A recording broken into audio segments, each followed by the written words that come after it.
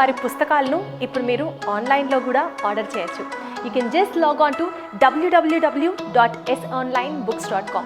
ఈ వెబ్సైట్లోకి మీరు లాగిన్ అయ్యి మీకు కావాల్సిన పుస్తకాన్ని ఆన్లైన్ ఆర్డర్ చేయొచ్చు అండ్ మీ డోర్ స్టెప్ దగ్గరికి డెలివరీ కూడా చేయడం జరుగుతుంది.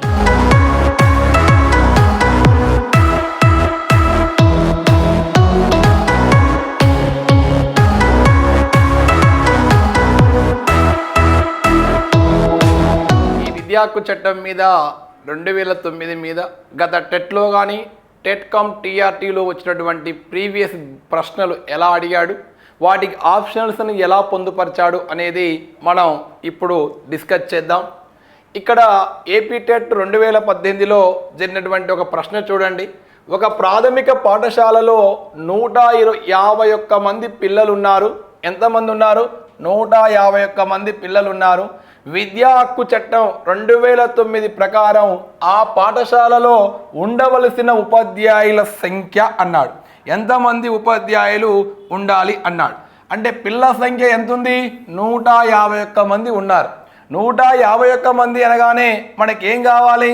121 దాటితే చూడండి, 0 నుంచి 60 ఇద్దరు, 61 90 ముగ్గురు, 91 120 నలుగురు, 121 to 200 ఎంతమంది చెప్పింది చట్టం? ఎంతమంది చెప్పింది చట్టం? 5 ఉపాధ్యాయులు ఉండాలి.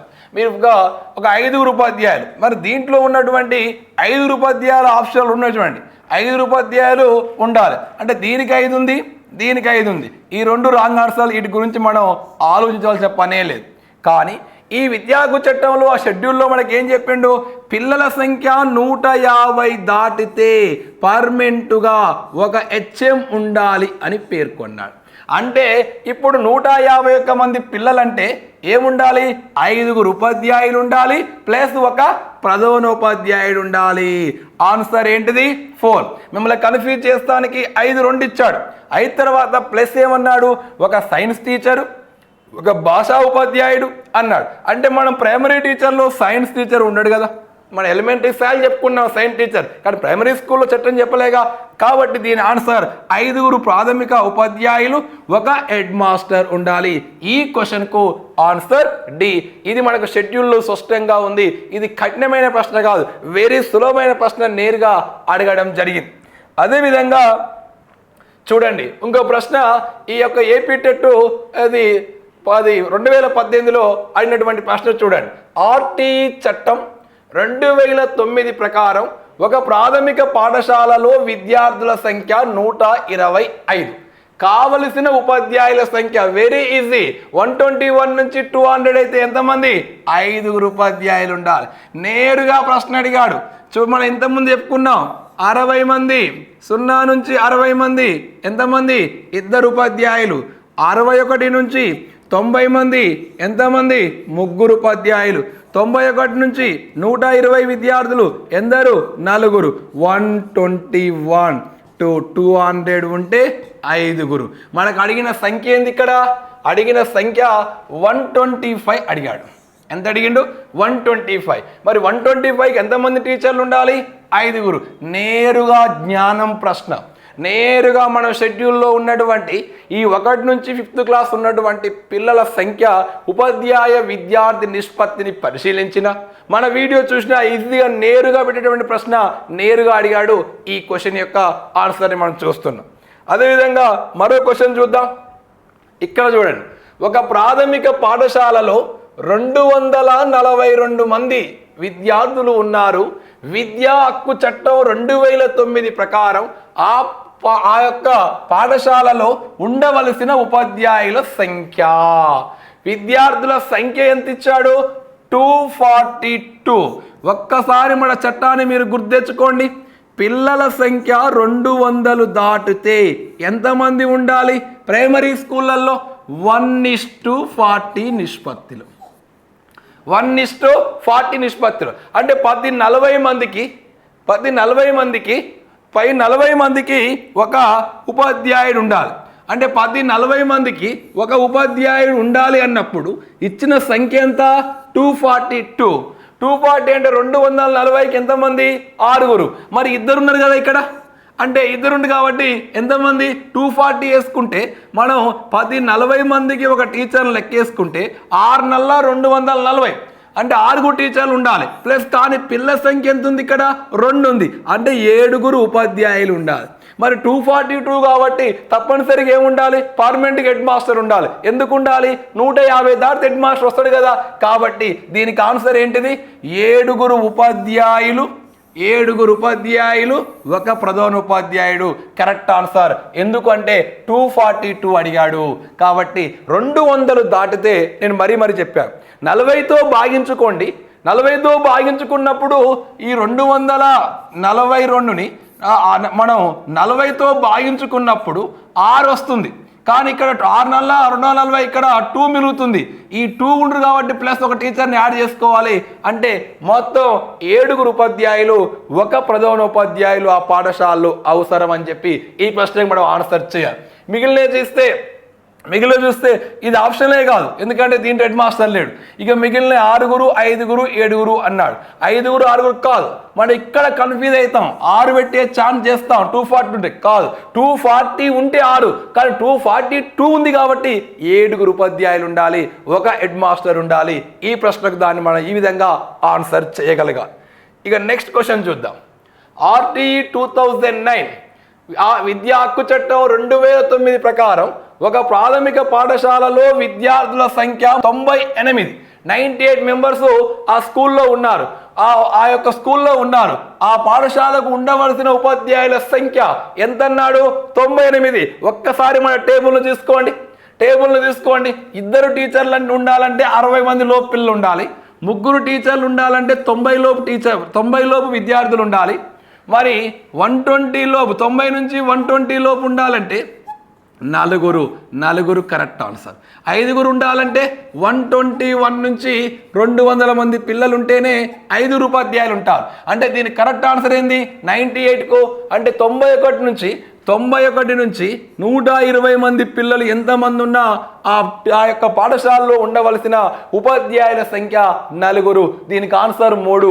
4 మనం సులభంగా ఇచ్చాడు. ఈ ప్రశ్న నేరుగా ఇచ్చాడు. నేను చెప్పాను ఇంతకుముందే నేరుగా ఇలా. ఇంతకుముందు నేను చెప్పేటప్పుడే మన క్లాసులో మనం మాట డిస్కస్ చేసాం. ఇలా 0 నుంచి 60 ఉంటే 2 అని, 61 90 ఉంటే 3 అని, 91 120 ఉంటే 4 అని, 121 200 ఉంటే 5 అని ఇలా ఈజీగా అడిగాడు. దీంట్లో ఏదో ఒక ఫిగర్ తీసుకుంటాడు. 78 98 79 89 66 ఇలా తీసుకొని ఆ పాఠశాలకు ఎంతమంది ఉపాధ్యాయులు కావలసిన భావిస్తున్నాం అంటాడు. అలానే ఇక్కడ 98 ఫిగర్ను తీసుకొని ఎంతమంది అన్నాడు. 98కు మన వచ్చింది 98 దీంట్లో అంటే ఎంతమంది టీచర్లు 4 ఉపాధ్యాయులు ఉండాలి. నేరుగా ఈ ప్రశ్న అడగడం జరిగింది. ఇక నెక్స్ట్ క్వశ్చన్ చూద్దాం. దీంట్లో ప్రీవియస్ ఏమి ఇచ్చాడు. పాఠశాలకు నిర్దేశించిన ప్రమాణాలు పొందుపరచబడిన విద్యా హక్కు చట్టం 2009లోని విభాగం. పాఠశాలకు పొందుపరిచిన ప్రమాణాలు అన్నాడు. ప్రమాణాలంటే మనం ఏం చెప్పాం చూడండి. ఈ అధ్యాయం 8 అనేది విద్యా హక్కు చట్టంలో లేనే లేదు. ఉన్నాయే 7. దాన్ని తీసేయండి, దాన్ని డిలీట్ చేసేయండి, అక్కడ కూడా లేదు. దాని గురించి మనం నిమిషం సెకండ్ కూడా ఆలోచించదు. అధ్యాయం 1లో ఏముంది పేరు పరిధి ఉంది. అధ్యాయం 3లో ఏముంది ప్రభుత్వాల బాధ్యతల గురించి పేర్కొంది. అసలు మనం పాఠశాల ఎలా ఉండాలని చెప్పింది ఎక్కడ అనుబంధము లేదా షెడ్యూలు. ఇది కరెక్ట్ ఆన్సర్. అనుబంధము లేదా షెడ్యూలు దీనికి కరెక్ట్ ఆన్సర్. ఇచ్చిన ఆప్షన్లో 3వది అసలు సంబంధం లేనిదే ఇచ్చాడు. ఫస్ట్ అధ్యాయం పేరు పరిధి పేర్కొంటుంది. 3వ అధ్యాయం వచ్చి ప్రభుత్వాలు పేరెంట్స్ డ్యూటీ పేర్కొంది. అడిగింది బడి నియమాలు కాబట్టి అది దాంట్లో పొందుపరిచారంటే అనుబంధం లేదా షెడ్యూల్లో పొందుపరిచారు. ఇది కూడా సులభంగా మన జ్ఞానాన్ని పరిశీలించేటువంటి ప్రశ్ననే అడగడం జరిగింది. అదేవిధంగా నెక్స్ట్ క్వశ్చన్ చూద్దాం. RTE 2009 ప్రకారం ఒక విద్యా సంవత్సరంలో 6 నుండి 8 తరగతులకు నిర్దేశించిన బోధనా గంటలు ఎన్ని? బోధనా గంటలు అన్నాడు. టీచింగ్ అవర్స్ ఏ స్కూలు 6 నుంచి 8. 220 అనేది వర్కింగ్ డేస్.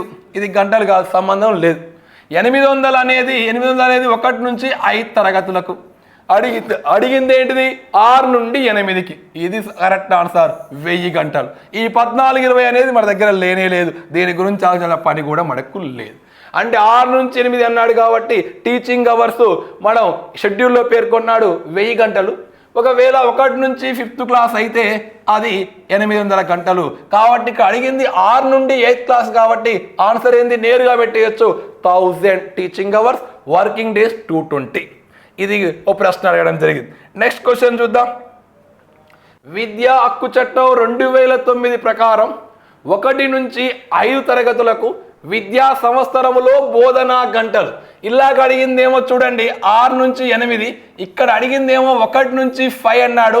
1 నుంచి 5 అనగానే మనకు ఇది 820 కాదు, 850 కాదు, 880 కాదు, సులభమైంది 800.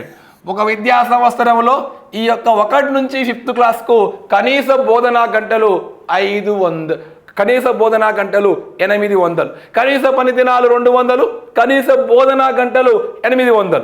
ఒకవేళ 6, 8 అని అనుకోండి 1000 అవుతుంది, 220 వర్కింగ్ డేస్ అవుతుంది. ఇది కూడా నేరుగా మనకు ఈ ఏపీ టెట్లో 2018లో ఈ ప్రశ్న రావడం జరిగింది. అదేవిధంగా చూద్దాం క్వశ్చన్ 8 చూడండి. ఇది కూడా టెట్లో ఇచ్చాడు.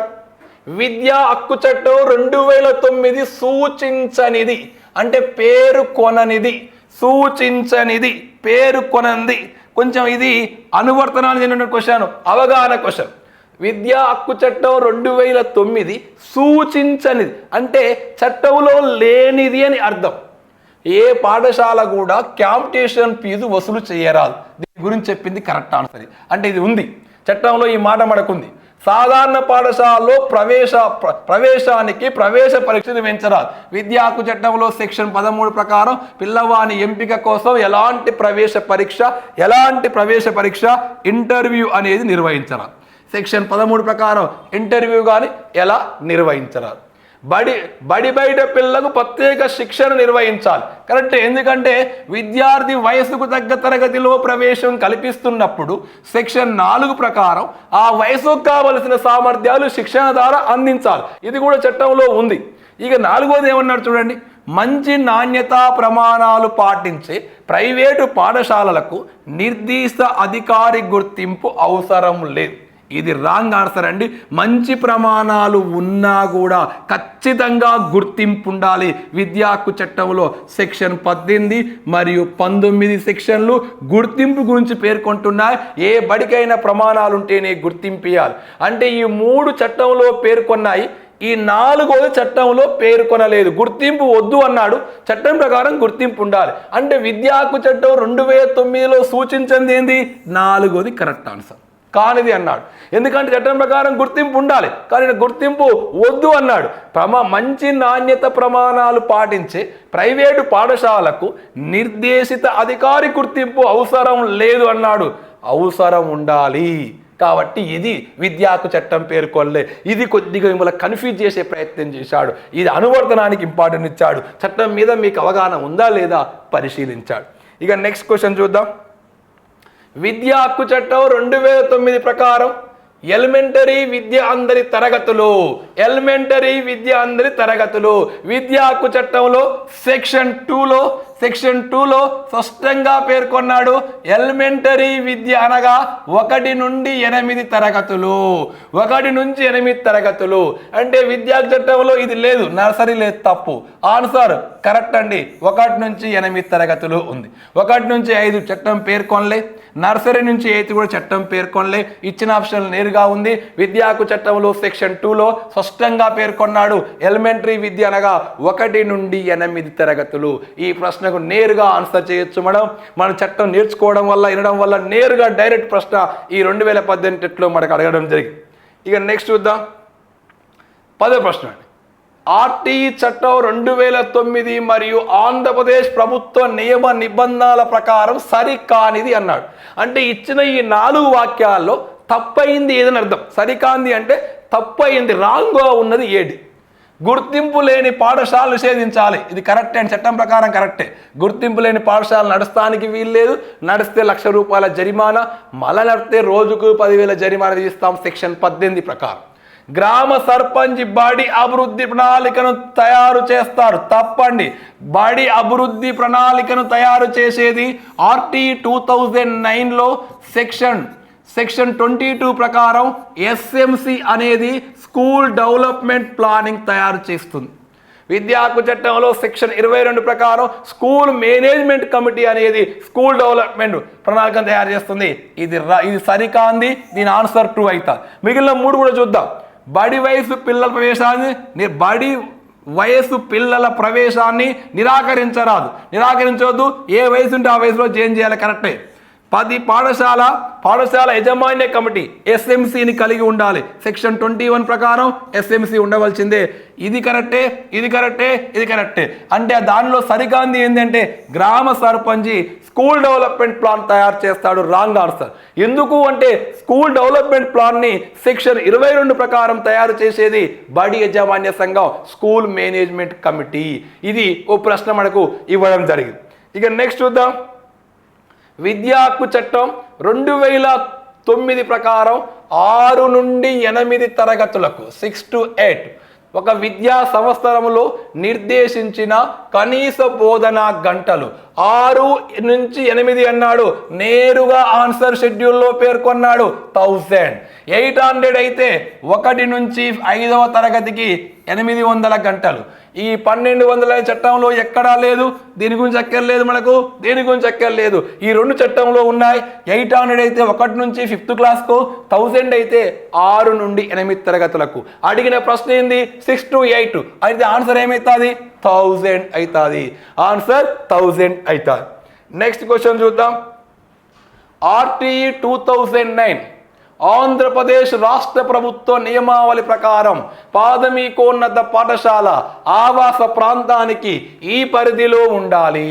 విద్యా హక్కు చట్టంలో అధ్యాయం 2లో సెక్షన్ 3లో స్పష్టంగా పేర్కొన్నారు. ఆవాసం అనగా ప్రైమరీ స్కూల్ అయితే కిలోమీటర్ లోపు, ఎలిమెంటరీ పాఠశాల లేదా UPS పాఠశాల 3 కిలోమీటర్ల పరిధిలో ఉండాలి అని. ఎగ్జామ్లో అయిన ప్రశ్న ఏంది? ప్రాథమికోన్నత అన్నాడు. ప్రాథమికోన్నత అంటే ఏ పాఠశాల? UPS school. ఎంత దూరంలో ఉండాలి? 3 కిలోమీటర్లు. ఆన్సర్ ఏంది? 3 కిలోమీటర్ లోపు అయితే ఏముండాలి? ప్రైమరీ స్కూల్ ఉండాలి.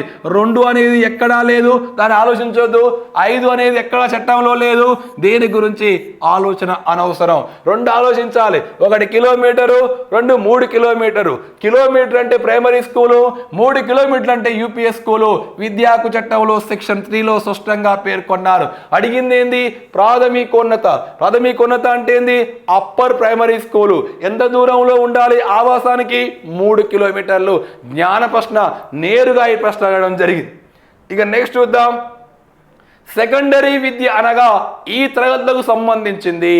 సెకండరీ విద్య అనేది ఈ నూతన విద్య రాకముందు 1 నుంచి 5 అయితే ప్రాథమిక విద్య, 1 నుంచి 10 అనేది దీంట్లో ప్రాథమిక ఉంది, సెకండరీ ఉంది కాబట్టి ఇది 3rd కరెక్ట్ తప్పు. 6 నుంచి 12 తప్పు.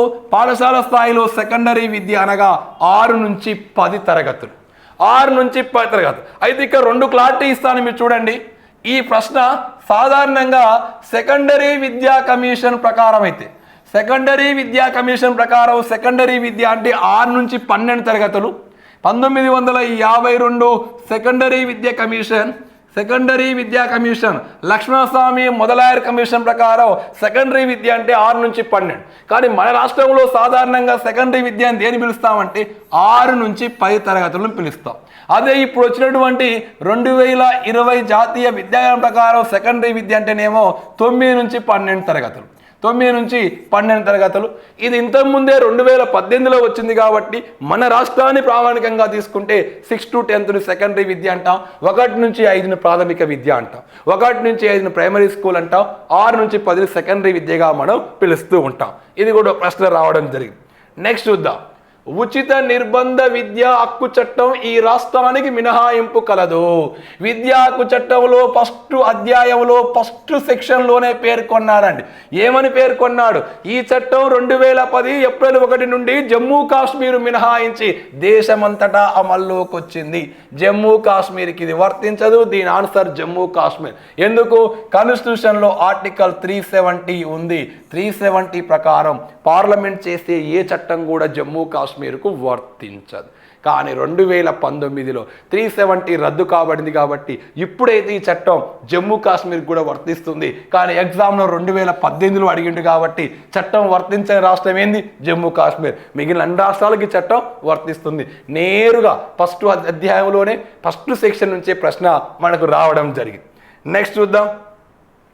ఎలిమెంటరీ విద్య అనగా ఇప్పుడే చెప్పుకున్న RTE 2009లో అధ్యాయం ఫస్ట్ అధ్యాయంలో సెక్షన్ 2 ప్రకారం ఎలిమెంటరీ విద్య అనగా 1 నుండి 8 తరగతులు. 1 నుంచి 5 అయితే ఇది ప్రైమరీ విద్య, ఇది ప్రాథమిక విద్య. 1 నుంచి 10 చట్టం వర్తించదు, పేర్కొనదు. 1 నుంచి 12 చట్టం వర్తించదు. ఎలిమెంటరీ విద్య అనగా కరెక్ట్ ఆన్సర్ 2, 1 నుంచి 8 తరగతులు.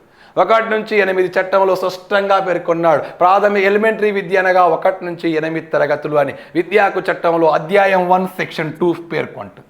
ఇది కూడా నేరుగా మనకు ప్రశ్న రావడం జరిగింది. నెక్స్ట్ చూద్దాం. విద్యా హక్కు చట్టం కాబడిన సంవత్సరం. మనం పాఠం పేరే అదండి, RTE 2009 RTE 2009 అంటాం. కానీ ఇక్కడ వీళ్ళు కొంచెం కన్ఫ్యూజ్ చేస్తాడు. ఏం చేస్తాడంటే 2010లో అమల్లోకి వచ్చింది కాబట్టి మీరు దీన్ని కన్ఫ్యూజ్ పెడతారు. చట్టం రూపొందించింది 2009, రాష్ట్రపతి ఆమోదించింది కూడా 2009 ఆగస్టు 26. ఈ చట్టం అమల్లోకి వచ్చింది మాత్రం 2010 ఏప్రిల్ 1. 2010 ఏప్రిల్ 1. ఇక్కడ అన్నదేంది? చట్టం అమల్లోకి వచ్చింది అడగలే, చట్టం కాబడిన సంవత్సరం అన్నాడు. కాబట్టి ఆన్సర్ ఏమవుతుంది? 2009. నేరుగా ప్రశ్న ఈజీగా ఇచ్చాడు. ఇక్కడ మీరు కొంచెం కన్ఫ్యూజ్ అవుతారు. అమల్లోకి వచ్చిందంటే 2010, చట్టం తయారు చేసిందంటే 2009. అదేవిధంగా నెక్స్ట్ ప్రశ్న చూద్దాం. RTE 2009 ప్రకారం ప్రైవేటు పాఠశాలలో బలహీన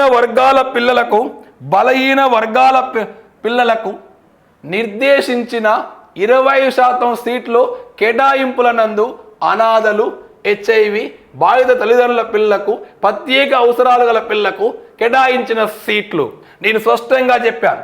ఈ యొక్క సెక్షన్ చూడండి, విద్యా హక్కు చట్టంలో 4వ అధ్యాయంలో 12వ సెక్షన్లో మనకు 12వ సెక్షన్లో 3వ పాయింట్గా స్పష్టంగా ఉంటుంది. ప్రైవేటు పాఠశాలలు ప్రతికూల బలహీన వర్గాలకు చెందిన 25% మంది పిల్లలకు ఉచిత విద్యను అందించాలని. ఆ 20% మంది మన ఏపీ రాష్ట్రంలో అయితే ఎస్సీలు 10%, ఎస్టీలు 4%, బీసీలు 6%, వీధి బాలలు, వికలాంగులు, అనాథలు, బాల కార్మికులు, HIV సోకిన వాళ్ళు 5%. అంటే దీనికి ఆన్సర్ ఏమవుతుంది? 0.5%. 5% మందికి ఇవ్వాలి. అంటే మొత్తం 20%లో అధ్యాయం 4 సెక్షన్ 12లో స్పష్టంగా పేర్కొన్నాడు. ప్రైవేట్ పాఠశాలలు 20% మంది పిల్లలకు ఫ్రీ విద్య అందించాలి.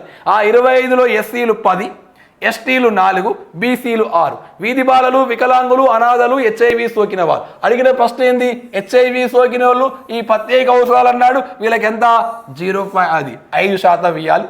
సున్నా ముందు పెట్టిగాడు 5% అనేది 0.5 అనేది వీరికి ఇవ్వాల్సినటువంటి నిష్పత్తిగా మనం పేర్కొంటూ ఉంటాం. ఇది కూడా నేరుగానే మనకి ప్రశ్న అడగడం జరిగింది 2008 టెట్లో. అదేవిధంగా నెక్స్ట్ క్వశ్చన్ చూద్దాం. RTE 2009 ప్రకారం విద్యా ప్రణాళిక మూల్యాంకన విధానాల రూపకల్పన వహించే రాష్ట్ర విద్యా విషయక సాధికార సంస్థ అన్నాడు.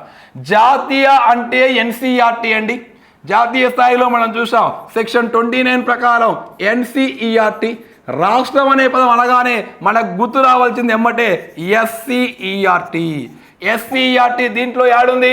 4లో ఉంది. దీని కరెక్ట్ ఆన్సర్ ఏంది? రాష్ట్ర విద్యా పరిశోధన శిక్షణ సంస్థ. అంటే ఒకవేళ ఇక్కడ రాష్ట్ర ప్లేస్లో జాతీయ ఉంటే జాతీయ విద్యా పరిశోధన శిక్షణ సంస్థ ఏది? కానీ అడిగిన ప్రశ్న రాష్ట్రం అన్నాడు. మన దేశంలో ఈ విద్యా చట్టం ప్రకారం అంతకు ముందైనా జాతీయ పాఠ్యప్రణాళికను తయారు చేసేది ఎన్సీఆర్టీ, రాష్ట్ర పాఠ్యప్రణాళికను తయారు చేసేది ఎస్సీఆర్టీ. మీరు స్కూల్ పుస్తకాలు చూడండి, ఫస్ట్ పేజీలోనే ఉంటుంది ప్రింటెడ్ బై ఎస్సీఆర్టీ అమరావతి అని. ప్రింటెడ్ బై ఎస్సీఆర్టీ ఉంటుంది. స్టేట్ సిలబస్ తయారు చేసేది ఎస్సీఆర్టీ, జాతీయ సిలబస్ తయారు చేసేది ఎన్సీఆర్టీ. కాబట్టి దీనికి 4వది కరెక్ట్ ఆన్సర్గా మనం తీసుకోవచ్చు. ఇక నెక్స్ట్ చూద్దాం. మరో ప్రశ్న ఏమిచ్చాడు? బాలలని శారీరకంగా శిక్షించడం, మానసికంగా వేధించడం నిషేధించిన సెక్షన్ 17. నేరుగా ప్రశ్న నేను చెప్పాను, సెక్షన్లు కూడా ఎగ్జామ్లో అడుగుతున్నాడని. పిల్లలని కొట్టడం తిట్టడం నేరం, సెక్షన్ 17 అని చెప్పి నేను స్పష్టంగా పేర్కొన్నాను. మీరు దాన్ని గుర్తుపెట్టుకోవాలి. అది నేరుగా అడిగాడు ఈ ప్రశ్న. 17వ సెక్షన్, పిల్లల్ని మానసికంగా వేధించరాదు, శారీరకంగా శిక్షించరాదు. నెక్స్ట్ చూద్దాం. ఆర్టీఈ చట్టం 2009లో ఉచిత విద్య, బాలల హక్కు, బడిలో ప్రవేశం, బదిలీ ధృవీకరణ పత్రం మొదలగు అంశాల గురించి పేర్కొనే అంశాలు. పిల్లల హక్కు గురించి పేర్కొన్నది అంటే మీరు కన్ఫ్యూజ్ కావాల్సిందే లేదు. అదే 2వ అధ్యాయం విద్యా హక్కు. 2వ అధ్యాయంలో 4-5 సెక్షన్లు. అధ్యాయం 7 కాదు, వివిధ అంశాలు. అధ్యాయం 5 పాఠ్య ప్రణాళిక. అధ్యాయం 1 అనేది పేరు పరిధి. అధ్యాయం 1 పేరు పరిధి పేర్కొంది. అధ్యాయం 5 అనేది పాఠ్య ప్రణాళిక మూల్యాంకనం గురించి పేర్కొంటుంది. అధ్యాయం 7 అనేది వివిధ అంశాలు పేర్కొన్నాయి. అంటే ఈ 3 కావు, ఈ 2-3 ఆప్షన్స్ కావు. అధ్యాయం 2లో 4-5 అంటే ఇక్కడ బాల హక్కు అన్నాడు. హక్కులో బడిలో ప్రవేశం సెక్షన్ 4, వయసుకు తగ్గ తరగతిలో ప్రవేశం కల్పించాలి. సెక్షన్ 5, విద్యార్థి బదిలీ పత్రం లేకున్నా ప్రవేశాన్ని తీసుకోవాలని చెప్పి 5లో పేర్కొన్నారు. కాబట్టి దీని కరెక్ట్ ఆన్సర్ అధ్యాయం 1. దీని కరెక్ట్ ఆన్సర్ అధ్యాయం 2, 4-5 సెక్షన్లు. అంటే ఆప్షన్ 1 కరెక్ట్, అధ్యాయం 2లో ఉన్నటువంటి 4-5 సెక్షన్లు మనం తీసుకోవచ్చు. మిగిలిన 3టికి సంబంధం అనేది లేదు. ఇక నెక్స్ట్ చూద్దాం. క్వశ్చన్ చూడండి. ఆర్టీఈ చట్టం 2009 ప్రకారం ఒక విద్యా సంవత్సరములో బోధనా గంటలు 1 నుంచి 5 తరగతులకు, అదేవిధంగా 6 నుండి 8 తరగతులకు, 1 నుంచి 5 తరగతులకు, 6 నుంచి 8 తరగతులకు వరుసగా. Very easy. అడిగింది ఏంది? ఫస్ట్ 1 నుంచి 5. 1 నుంచి 5కు షెడ్యూల్లో ఉన్నాడు 800 గంటలు టీచింగ్ అవర్స్. 6 నుంచి 8కి 1000 టీచింగ్ అవర్ షెడ్యూల్లో పేర్కొన్నాడు. ముందు 800 రావాలి, తర్వాత 1000 రావాలి. ఇచ్చిన ఆప్షన్లో ఏది ఉంది? 800. 3వది కరెక్ట్ ఆన్సర్. జ్ఞానం ప్రశ్న. 750 లేనే లేదు, 750 లేనే లేదు, 1000-1200 లేనే లేదు. కానీ ఇక్కడ కన్ఫ్యూజ్ చేసిండు. ఇది మనం కన్ఫ్యూజ్ అవుతారు మీరు. కానీ ఇక్కడ అడిగింది ఏంది? ముందు 1 నుంచి 5 800, ఆ తర్వాత 6 నుంచి 8 1000. ఒకవేళ 6 నుంచి 8 తర్వాత 1 నుంచి 5 అయితే ఇది కరెక్ట్ అయ్యేది. కానీ ఆయన అడిగింది 1 నుంచి 5 800 గంటలు, 6 నుంచి 8 1000 గంటలు. కాబట్టి ఈ 3వ ఆప్షన్ దీనికి కరెక్ట్ ఆన్సర్గా మనకు సరిపోతుంది టీచింగ్ అవర్స్ మీద. ఇక నెక్స్ట్ ప్రశ్న చూద్దాం. విద్యా హక్కు చట్టం ప్రకారం 6-8 తరగతులకు చూడండి 6 to 8 నిర్దేశించిన ఉపాధ్యాయ విద్యార్థి నిష్పత్తి 1:25 పేర్కొనలేదు. 1:30 అయితే ప్రాథమిక పాఠశాల 1 నుంచి 5 వరకు, ఎలిమెంటరీ 6 నుంచి 8. Correct answer 1:35. 1:40 గురించి ఎక్కడ ఆర్టీఈ చట్టం పేర్కొంది కానీ ఎక్కడ పేర్కొంది? పిల్లల సంఖ్య 200 దాటితే పేర్కొన్నది. పిల్లల సంఖ్య 200 దాటితే 1:40 పేర్కొంది. ఈయన అడిగింది 6 నుంచి 8 కాబట్టి 1:35. ఈ పదం ఎక్కడుంది అంటే షెడ్యూల్లో ఉంది. ఎలిమెంటరీ స్థాయిలో ప్రతి తరగతికో ఉపాధ్యాయుడు ఉండాలి, లేదా 1:35 నిష్పత్తిలో ఉపాధ్యాయ విద్యార్థులు ఉండాలని చెప్పి ఈ యొక్క షెడ్యూల్లో పేర్కొంది. కాబట్టి అది కరెక్ట్ ఆన్సర్గా అవుతుంది. ఇక నెక్స్ట్ 24 చూడండి క్వశ్చన్. ఇది కూడా 2008లో టెట్లో వచ్చినటువంటి ప్రశ్న. బాలల ఉచిత నిర్బంధ విద్యా హక్కు చట్టం 2009 మరియు ఆంధ్రప్రదేశ్ ప్రభుత్వ నిబంధనల ప్రకారం ప్రైవేటు పాఠశాలలో బలహీన వర్గాల పిల్లలకు కేటాయించిన సీట్ల అందు షెడ్యూలు తెగలు అన్నాడు. షెడ్యూలు తెగలు అంటే ఎవరండి? ఎస్టీలు, ట్రైబల్స్. షెడ్యూలు తెగలకు కేటాయించిన సీట్లు ఎంత నేను ఇంతకుముందు కూడా చెప్పాను మీకు, అది ఎప్పుడు అడుగుతున్నారు ఎగ్జామ్లో అని. మొత్తం సీట్లు 25% కేటాయించాలి. ఇంతకుముందు చెప్పాను నేను, ఎస్సీలు ఎంత 10%, ఎస్టీలు 4%, ఎస్టీలు 4, బీసీలు 6%, వీధి బాలలు, వికలాంగులు, అనాథలు, బాల కార్మికులు, హెచ్ఐవి సోకిన వాళ్ళు 5%, మొత్తం 20% అని చెప్పాను. ఇక్కడ 0 అది ఎంత అన్నాడు, ఇది 5% అనేది హెచ్ఐవి పిల్లలది వికలాంగులది, 10% అనేది ఎస్సీలది, 6% అనేది బీసీలది, మనకు కావాల్సింది ఎస్టీలది 4%. Optional 4 correct. నేరుగా జ్ఞానాన్ని పరిశీలించాడు. 25 మీరు గుర్తుపెట్టుకుంటారు, కానీ 25లో ఎవరెవరికి ఎంత ఇంపార్టెంట్ చూడండి. ఎస్సీలు 10, ఎస్టీలు 4, బీసీలు 6, వీధి బాలలు, వికలాంగులు, అనాథలు, బాల కార్మికులు, హెచ్ఐవి సోకిన వాళ్ళు 5%గా మనం పేర్కొన్నాం. నేరుగా ఈ ప్రశ్న అడగడం జరిగింది. నెక్స్ట్ చూద్దాం. ఆర్టీ చట్టం 2009 ప్రకారం సరికాని ప్రవచనం, సరికాని ప్రవచనం అంటే సరికాని ప్రవచనం అంటే ఏంది అంటే దీంట్లో ఉన్న దాంట్లో తప్పైంది ఏంది అని అంటున్నాడు. సరికానిది అంటే తప్పైంది, రాంగ్ ఉంది. పిల్లల వయసుకు తగ్గ తరగతిలో ప్రవేశం కల్పించాలి, సెక్షన్ 4 ప్రకారం కరెక్ట్. పిల్లల్ని శారీరకంగా మానసికంగా హింసించరాదు, సెక్షన్ 17 ప్రకారం కరెక్ట్. ఇది సెక్షన్ 4 ప్రకారం, ఇది 17 ప్రకారం కరెక్ట్. పిల్లలు ఒక తరగతిలో నిర్దేశించిన సామర్థ్యాలు సాధించలేకపోతే అదే తరగతిలో కొనసాగించాలి, తప్పండి. సెక్షన్ 16 ప్రకారం అదే క్లాసులో కొనసాగించడం, బడి నుంచి పేరు తీసేయడం నేరం. కాబట్టి ఇది సరికానిది 3వ అవుతుంది. కరెక్ట్ ఆన్సర్ ఇది 3 పెట్టాలి. పిల్లలు మాతృభాషలోనే విద్యాబోధన జరగాలి, ఇది మాతృభాషనే ప్రోత్సహించింది సెక్షన్ 29 ప్రకారం, ఆర్టీ 2009. కాబట్టి సరికాంది ఏంది అంటే అదే క్లాసులో కొనసాగించాలన్నాడు. విద్యా హక్కు చట్టం సెక్షన్ 16 ప్రకారం పిల్లలని అదే క్లాసులో కొనసాగించడం, బడి నుంచి పేరు తొలగించడం నేరం. కాబట్టి ఇది ఆన్సర్ 3గా మనం పెట్టాలి. నెక్స్ట్ చూద్దాం. ఒక ప్రాథమిక పాఠశాలలో 92 మంది విద్యార్థులు చదువుతున్నారు. ఆర్టీ ప్రకారం ఆ పాఠశాలకు కావాల్సింది వెరీ ఈజీ. 92 అంటే ఏమన్నాం, 4 ఉండాలి. చూడండి, గుర్తు తెచ్చుకోండి టేబుల్. 0 నుంచి 60 2, 61 90 3, 91 120 4. ఈ 92 దేంట్లోకి వచ్చింది, ఎంతమంది ఉండాలి, 4. ఆన్సర్ ఏంది, 3 కరెక్ట్. 2 కాదు, 60 ఉంటే 90లో ఉంటే 3, 121 కంటే ఉంటే 5. మనకు అడిగిన 92 కాబట్టి 4 కరెక్ట్ ఆన్సర్గా మనం నిర్ణయించుకోవాలి. ఆ టేబుల్ గుర్తు తెచ్చుకొని